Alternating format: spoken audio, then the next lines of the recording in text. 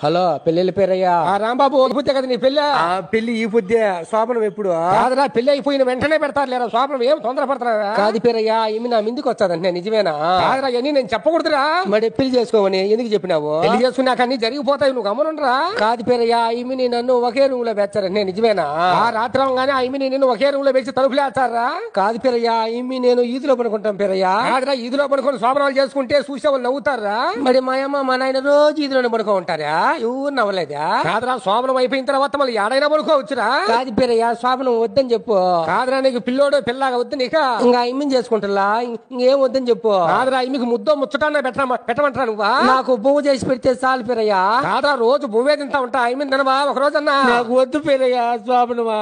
ads కాకరా మా ఎత్త చెప్పింది ఐమి నేను ఒకే దుప్పట్లో పడుకోవాలంట పేరయ్యా కాదు పనుకోరా నాకు ఉబ్బ పెడతాది నేను ఈదులో పడుకుంటా కాదురా పెళ్ళైన కొత్తలో ఎవరు చూడడం చోట పడుకోవాలరా అట పనుకోకూడదు అట్టయితే మా తాత వాళ్ళ ఊరికి పోయి పడుకుంటా పేరయ్యా కాదురంగా ఐమికి ముద్దు ఊరు పెట్టారా ఏమి ఐమికి వాళ్ళ చుట్టాలు ఎంతమంది లేరు తప్పురా మాట మాట్లాడకూడదు ముద్దు నువ్వే పెట్టాలరా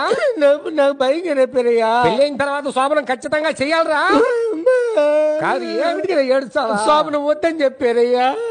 అది యాడ్స్ కాకరా పేరయ్యా మళ్ళీ పెద్దలైనాక శోభనం చేసుకుంటాలే పేరయ్యా కాదురా నువ్వు ఖచ్చితంగా శోభనం చేయాల్సిందేరా